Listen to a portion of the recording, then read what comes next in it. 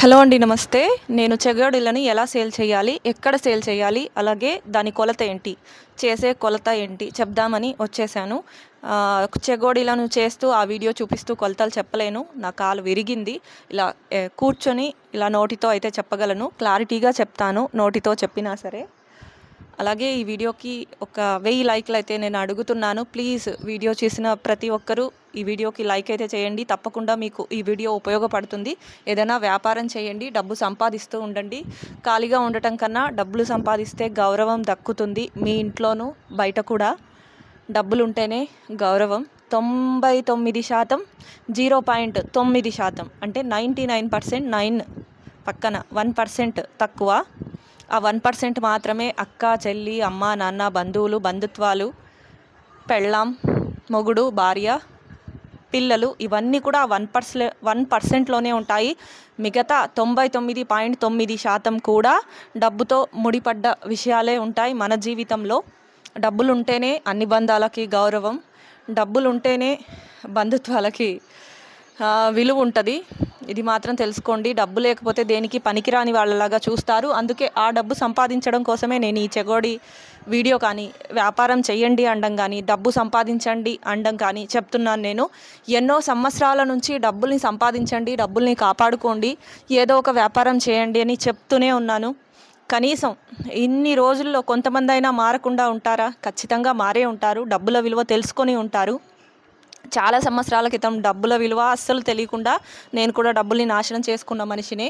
ఆ డబ్బులు ఏంటి అని అర్థమయ్యాక ఇప్పుడే కాదు, చాలా సంవత్సరాల నుంచి, ఒక 7-8 సంవత్సరాల నుంచి డబ్బుల గురించి బాగా ఆలోచిస్తున్నాను. వాటిని సంపాదించడానికి ట్రై చేస్తున్నాను. ఇప్పుడు చెగోడి విషయానికి వచ్చేద్దాం. ఫస్ట్ అయితే వీడియో చూస్తూనే లైక్ చేయండి. కన్ఫర్మ్గా 1000 లైకులు ఇస్తారని ఆశిస్తున్నాను. చెగోడీలని 2 కేజీల బియ్యపిండి తీసుకోండి. స్టార్టింగ్ కదా మీరు చేసేది, 2 కేజీతో చెప్పను, 1 కేజీతో చెప్తాను. 1 కేజీ బియ్యపిండి తీసుకోండి. మైదా కన్నా బియ్యపిండే సేఫ్ అండి చెగోడీల విషయంలో. మైదా దేనికి పనికిరాని ఒక ప్రోడక్ట్ అన్నమాట. అనారోగ్యాన్ని ఇస్తుంది కానీ ఆరోగ్యాన్ని మాత్రం ఇవ్వదు మైదా పిండి. బియ్యపిండి తీసుకోండి 1 కిలో. 150 గ్రాములు శనగపిండి, 150 గ్రాములు పప్పుల పొడి, 300 గ్రాములు. ఇది స్టార్టింగ్ కాబట్టి మీరు ఈ కొలత చెప్తున్నాను. ఆ తర్వాత రాను ఎంత కొలత వేయాలి అన్నది కూడా చెప్తాను. ఫస్ట్ అయితే 300 గ్రాములు. మీతో కొనాలి జనాలు, మీ చెగోడీల్ని బాగుంది అని మెచ్చుకోవాలి అంటే first impression the best impression. ఫస్ట్లో మీరు తెచ్చుకున్న గౌరవం, మర్యాదే ఎప్పటికీ నిలబడి ఉంటాయి. ఫస్ట్లోనే అవమానాలు పడ్డారంటే అది ఆఖరి దాకా ఒక మనిషి మీద ఇంప్రెషన్ అలాగే ఉంటుంది.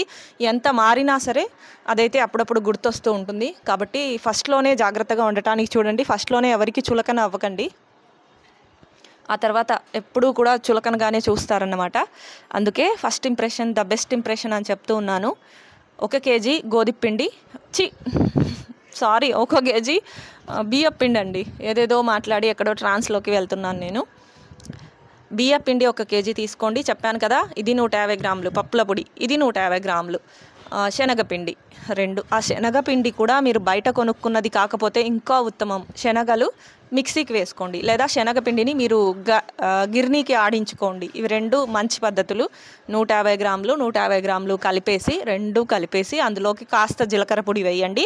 అలాగే అల్లం కాదు, ఎల్లిపాయలు ఒక 6, ఇలా ఒక గడ్డలో నుంచి తీస్తే ఒక 6 పాయలు వస్తాయి కదా, అలా 6. కొంచెం ఒక 2 ఎండుమిర్చి వేయండి. ఎండుమిర్చి అంటే ఎట్లా చెప్పాలి, ఎర్ర మిర్చి అండి, ఎండిపోయింది కాదు, ఎర్రగా అయిన మిర్చి. పచ్చిమిర్చి ఎర్రగా అయితే ఎలా ఉంటుంది, ఆ ఎర్రమిర్చి ఊరికే కచ్చపచ్చగా దంచుకొని వేయండి. జీలకర్ర కూడా వేయాలి. అలాగే కరివేపాకుని కూడా, మీకు ఇదంతా తెలుసు, కరివేపాకును కూడా వేయండి. ఉట్టి నీళ్లు తీసుకొని కలిపేయండి. అందులోకి ఇంకేదైనా కొంచెం మంచి కలర్ఫుల్గా కనిపించడానికి బయట దొరికే కలర్లు కాకుండా కాస్త పసుపు వేస్తే వేయండి, లేకపోతే ఉట్టి వైట్ కలర్లోనే చేసేయండి. మనం ఎర్ర మిర్చి వేసి ఉంటాం కదా, అది కాస్త బాగా కనిపిస్తూ ఉంటుంది. ఊరికే వైట్గా చేశారంటే, లేదు వైట్గా వద్దు అనుకుంటే కనుక కొంచెం పసుపు వేయండి. ఎలా కలుపుకోవాలి అంటే, చపాతీకి గోధుమపిండి ఎలా కలుపుకుంటాం అలా మాత్రం కాకుండా చిక్కగా, ఎంత వీలైతే అంత చిక్కగా కలుపుకోండి. మీకు చేత్తో బాగా నలపడానికి వీలయ్యేలా కలుపుకోండి. ఆయిల్లోకి ఫస్ట్ ఒకసారి వదలండి. బజ్జీలను ఎలా కాలుస్తారు, 2 టైమ్స్ కాలుస్తారు కదా, అలా 2 టైమ్స్ కాల్చండి. మంచిగా క్రిస్పీగా వస్తుంది. మీరు ఆయిల్ ఎక్కువ వేసుకొని చపాతీ పిండిలాగా రొట్టె పిండిలాగా కలుపుకున్నారంటే మాత్రం లాస్ అవుతారు. మీరు తీసుకునే వాళ్ళు ఏం లాస్ అవ్వరు, ఆయిల్ ఎక్కువ తాగేస్తుంది. కాబట్టి అలా లాస్ అవ్వకుండా చిక్కగా ఎంత వీలైతే అంత చేత్తో కలుపుకునేలాగా మీరు ఆ పిండిని అయితే కలుపుకోండి. బయట కూర్చున్నాను, 4 5 అలా చూస్తూ పోతూ ఉంటారు. నాకు కొంచెం ఇబ్బంది అవుతుంది ఎవరైనా చూసేటప్పుడు మాట్లాడాలంటే. సరే, చెగోడీలు వేసుకుంటారు. ఇప్పుడు ఎలా సేల్ చేయాలి అన్నది చెప్తాను. నేను ఎలా సేల్ చేశాను మీకు చెప్తే ఒక ఐడియా వస్తుంది. మీ పరిస్థితి ఏంటి, మీ సందర్భం ఏంటి నాకు తెలియదు కదా, అందుకే నేను ఎలా సేల్ చేశాను. స్టార్టింగ్లో చెగోడీలు చేసే స్టార్టింగ్లో నేను దాదాపుగా 8 సంవత్సరాల క్రితం ఈ చెగోడీ వ్యాపారం అయితే స్టార్ట్ చేశానండి. 8 సంవత్సరాల క్రితం నేను మా చుట్టుపక్కల షాప్స్ ఉంటాయి, హోల్సేల్ షాప్స్. అవి పల్లెటూర్లు వాళ్ళు వచ్చి తీసుకెళ్తూ ఉంటారు. ఇక్కడ ఊర్లో వాళ్ళు కూడా వచ్చి చిన్న చిన్న షాప్స్కి ఎక్కడి నుంచి సరుకు తెచ్చుకుంటారు, దానికి ఒక హోల్సేల్ షాప్ ఉంటుంది, అక్కడ నుంచి వీళ్ళు తెచ్చుకుంటారు కదా. అలా హోల్సేల్ షాప్కి వెళ్ళాను. ఎంత ఏంటి కనుక్కున్నాను. స్టార్టింగ్లో వాళ్ళు లాభం తక్కువ చెప్పారు, నాకు లాభం తక్కువ వచ్చేటట్టు, వాళ్లకు లాభం ఎక్కువ వచ్చేటట్టు. నేను వాళ్ళు చెప్పినంత మాత్రాన గుడ్డిగా ఫాలో అయ్యేదాన్ని కాదు కదా. 1కి 10 షాపులు తిరిగి ప్రైస్ కరెక్ట్గా తెలుసుకున్నాను. కరెక్ట్గా తెలుసుకొని నేను ఇంట్లో చేయడం స్టార్ట్ చేసి షాపుకి వేసేదాన్ని. స్టార్టింగ్లో తక్కువ వేసేదాన్ని, ఒక 20 ప్యాకెట్స్ 30 ప్యాకెట్లు అలా నేను ఒక్కదాన్నే చేసుకునేదాన్ని. 20 లేదా 30 ప్యాకెట్లు, అంతకన్నా ఎక్కువ చేసేదాన్ని కాదు ఒక రోజుకి. అలానే మనుషులను పెట్టుకొని చేసింది ఏం కూడా లేదు. నేను ఆఖరి దాకా ఇప్పటిదాకా నేను ఒక్కదాన్నే చేసుకుంటూ ఉన్నాను. అలాగే కాస్త ఎప్పుడైనా ఎక్కువ ఆర్డర్ వచ్చింది అన్నప్పుడు ఒక 4-5 సార్లు మాత్రం మా చెల్లెలు భర్త, ఒక 2 టైమ్స్ మా చెల్లెలు భర్త వచ్చి ఆ పిండిని బాగా కలిపి ఇచ్చేవారు. మా రెండో చెల్లెలు భర్త ఆయన వచ్చి పిండిని బాగా కలిపిచ్చేవారు. కలిపిస్తే కొంచెం ఈజీ అయ్యేది పని. ఎక్కువ ఆర్డర్ ఉన్నప్పుడు మాత్రమే ఒక 2 టైమ్స్ అనుకుంటా, నాకు గుర్తుండి చాలా సంవత్సరాల క్రితం ఇది. అప్పుడప్పుడు మా చెల్లి వస్తూ ఉంటుంది. నేను చేస్తూ ఉంటే పని అసలు చూడలేదన్నమాట. తను వచ్చి సాయం చేసేది నాకు. ఎప్పుడైనా సరే ఏ పనైనా సరే నేను చేస్తూ ఉంటే తను వచ్చి సాయం చేస్తూ ఉంటుంది. చెగోడీలు మాత్రం ఇప్పటికీ తను వేరే ఏరియాలో ఉంటారు, మేము వేరే ఏరియాలో ఉంటాం కదా, అలా నేను సేల్ చేసుకునేదాన్ని. అలా షాప్కి సేల్ చేశాను. సేల్ చేస్తే ఒక షాప్కి 2 షాప్లోకి వేయడం స్టార్ట్ చేశాను. ఇంకో షాపుకి కూడా నేను మొత్తం 3 షాపులు పట్టుకున్నానన్నమాట. ఎక్కువ ప్యాకెట్స్ ఎక్కువ అయ్యే కొద్దీ డ్యామేజ్, తీసుకెళ్ళేటప్పుడు బండి మీద తీసుకెళ్ళేవాడు మా ఆయన, బండి మీద తీసుకెళ్ళేటప్పుడు డ్యామేజ్ అయ్యేది. డ్యామేజ్ అయినప్పుడు ఆ డ్యామేజ్ అయిన ప్యాకెట్లు వాపస్ పంపించేవాళ్ళు. చేసిన కష్టం వృధా అవుతోంది, డ్యామేజ్ అవుతోంది. ఇలా షాప్కి వేయడం కన్నా నేను ఏం చేయగలను నెక్స్ట్ అనుకున్నాను. OLX option వెతుక్కున్నాను. OLXలో ఈ చెగోడీలు, OLXకి అప్పుడు ఎంతో కట్టేదాన్ని మనీ. 1 మంత్కి ఎంతో కడితే కనీసం 4 ప్రోడక్ట్స్ పెట్టుకోవచ్చు 1 మంత్లో. 1 మంత్ దాకా వ్యాలిడిటీ అనమాట OLXలో. ఇప్పటికీ కూడా అదే ఉంది. 4 ప్యాకెట్స్ 4 యాడ్స్ నేను ఇచ్చాను. చెగోడీలకి సంబంధించిందే అన్ని చెగోడీ యాడే 4 యాడ్లు ఇచ్చాను. అలా OLX నుంచి వ్యాపారం వచ్చేది. పల్లెటూరు వాళ్ళు వచ్చేవాళ్ళు, మా దగ్గర ఉండే వాళ్ళకే మన OLX కనిపిస్తుంది కదా. వేరే ఊర్లో కూడా ఇది నాకు అప్పుడు యూట్యూబ్లో సేల్ చేయాలి అనేది ఐడియా లేదండి. యూట్యూబ్ ఛానల్ ఉండేది. థ్రెడ్ బ్యాంగిల్స్, ఇయర్ రింగ్స్ అవి చేసేదాన్ని. అవి చేసి ఆ వీడియోస్ పెట్టేదాన్ని అంతే. OLXలో ఈ చెగోడీలు సేల్ చేసుకునేదాన్ని. OLXలో సేల్ చేస్తూ ఉంటే ఈ సైబర్ నేరగాళ్ళు అప్పటికే ఉన్నారు, ఇప్పుడే కాదు అప్పటికి కూడా ఉన్నారు. సైబర్ నేరగాళ్ళ ద్వారా నాకు ఫోన్పేలో కొంచెం లాస్ వచ్చిందన్నమాట. అప్పుడు ఫోన్పే వాడడం అంత బాగా రాదు. రిక్వెస్ట్ పంపించారు, 1500కి రిక్వెస్ట్ పంపిస్తే 1500 నాతో లేదు. తర్వాత రెండో రిక్వెస్ట్ ఏమో 1000 రూపాయలకు పంపించారు.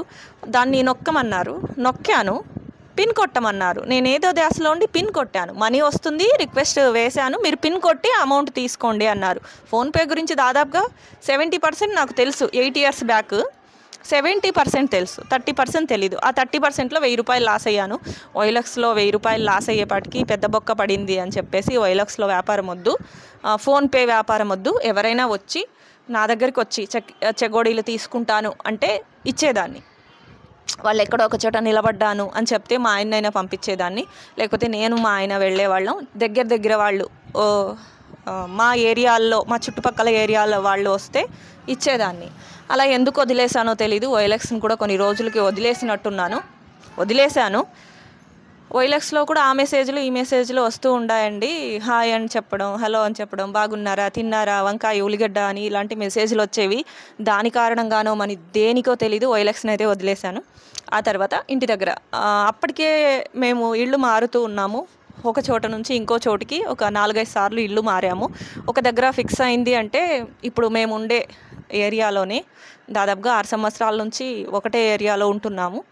ఇలా ఈ ఏరియాలో ఉన్నప్పుడు నేను చెగోడీలు చేశాను. చాలా గ్యాప్ తర్వాత చెగోడీలు చేశాను. 1 సంవత్సరంన్నర 2 సంవత్సరాల గ్యాప్ తర్వాత చేశాను. మళ్ళీ చేసినప్పుడు ఇదే అద్భుతమైన విషయం చెప్పాలి. చెగోడీలు చేయగానే నేను అందరికీ చెప్పలేదండి. మా అక్షిత, యోధ వాళ్ళు చెప్పేవారు. అక్షిత, యోధ కాదు, యోధ చిన్నది.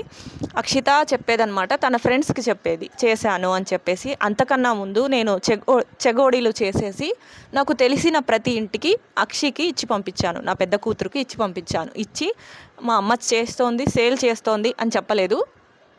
నేను ఏం చెప్పమన్నానంటే మా అమ్మ ఇచ్చింది తీసుకోండి. సేల్ చేస్తోంది అంటే వాళ్ళు వెంటనే మొహమాటం కొద్దీ డబ్బులు తీసి ఇచ్చేస్తారు. స్టార్టింగ్లో డబ్బులు ఇచ్చారంటే మొహమాటం కొద్దీ రెండోసారి మన దగ్గర కొనడానికి రాకపోవచ్చు. ఫస్ట్ నేను చేసిన చెగోడీ ఎలా ఉంది తిని నా చెగోడీకి అలవాటు పడాలి. నేను చేసిన చెగోడీకి అలవాటు పడ్డారంటే రిపీటెడ్గా కొంటారు. స్టార్టింగ్లోనే మొహమాట పడి డబ్బులు తీసుకోకూడదు. అందుకే నేను చాలా చెగోడీ ప్యాకెట్స్ చేశాను. అందరికీ ఒక్కొక్క ప్యాకెట్, ఒక ప్యాకెట్లో కనీసం 5 ఉండేలా చూసుకున్నాను. దాదాపుగా అంటే ఒక ఇంట్లో ఇప్పుడు 4 లేదా 5 ఉంటున్నారు. 2, 3 మనం ఇచ్చి పంపిస్తే ఇద్దరే తింటారు. అలా కాకుండా 4, 5 పంపిస్తే తలా ఒకటి తిని వాళ్ళు ఎలా ఉంది వాళ్ళు మాట్లాడుకుంటారు. అలాగే నెక్స్ట్ టైం కావాలనిపిస్తుంది, ఖచ్చితంగా టేస్ట్ బాగుంటే కావాలనిపిస్తుంది. ఇలా నేను ఫస్ట్ మా చుట్టుపక్కల ఉండే వాళ్ళకి ఊరికే ఇచ్చి పంపించాను. అక్షి ఇచ్చేసింది, చాలామందికి ఇచ్చేసింది. నాకు తెలిసిన వాళ్ళకి, దగ్గరగా తెలిసిన వాళ్ళకి నేను కూడా వెళ్ళి ఇచ్చాను. అలా ఇచ్చినప్పుడు అప్పటి నుంచి దాదాపుగా 6 సంవత్సరాల క్రితం అలవాటు పడ్డారు చెగోడీలకి. ఇప్పటికీ సేల్ చేస్తూనే ఉన్నాను. ఇప్పటికీ ఏదైనా పండగ మూమెంట్లో అయితే ఎక్కువగా సేల్ అవుతుంది. నేను ఈ మధ్య చేయట్లేదు కాబట్టి అడిగి బేజారయ్యి వదిలేశారు. మళ్ళీ మొన్న రీసెంట్గా వీడియో చూశారు, చెగోడీలు చేశాను. మళ్ళీ ఇప్పుడు కంటిన్యూ చేస్తున్నాను. మంచిగానే ఉంటుంది, డబ్బులు మంచిగా లాభం వస్తుంది. దీంట్లో ఏది నచ్చినా సరే అది ఫాలో అవ్వండి. మీ చుట్టుపక్కల షాప్స్కి వేయడము OLXలో లేదా యూట్యూబ్లో, ఇప్పుడు పెద్ద ఇది యూట్యూబ్, ఇన్స్టాగ్రామ్ ఇలాంటి వాటిలో సేల్ చేస్తే ఇంకా అమౌంట్ సంపాదించవచ్చు. నాకు ఎవరినైనా మనిషిని పెట్టుకొని చెగోడీలు చేయించి సేల్ చేయాలి అన్న ఆలోచన రాలేదు. ఎందుకు అంటే ఏదైనా టేస్ట్ తేడా అవుతే, వాళ్ళు నీట్గా చేయకపోతే అన్న ఆలోచన అయితే ఉండేది నాకు, ఇప్పటికీ ఉంటుంది. ఏదైనా సరే నేను సొంతంగా చేయాలి, అవతల వాళ్ళకి ఆ పనిని అప్పగిస్తే నాశనం చేస్తారేమో అనే భయం ఉంటుంది నాకు. అందుకు నేను ఎవరిని పెట్టుకోలేదు మనిషిని. చిన్న వ్యాపారాలు వేరే ఉన్నాయి కాబట్టి అన్నీ చేసుకుంటున్నాను. తక్కువ అయినా సరే అన్నీ చేసుకుంటున్నాను. ఇది అన్నమాట. యూట్యూబ్లో సేల్ చేయడానికి చూడండి, ఇన్స్టాలో సేల్ చేయండి. ఫస్ట్ ఇంట గెలిచి రచ్చగెలు అంటారు కదా, మీ ఇంటి చుట్టుపక్కల స్టార్ట్ చేయండి. చెగోడీ కొలత తెలిసింది అనుకుంటున్నాను. 1 కిలో బియ్యపిండి, 150 గ్రాములు శనగపిండి, పప్పుల పొడి, అందులోకి వేయాల్సిన మసాలా దినుసులు, కలర్ మాత్రం వేయొద్దు, పసుపు వేయండి లేదా ప్లెయిన్గా చేయండి. ఇంతే వీడియో నచ్చితే లైక్ చేయండి. అలాగే మన ఛానల్ని సబ్స్క్రైబ్ కూడా చేయండి. 1000 లైక్లు ఇస్తారని అనుకుంటున్నాను. అక్కడి దాకా చూసిన వాళ్ళు ఎవరైనా ఉంటే కూడా కామెంట్ చేయండి. ధన్యవాదాలు.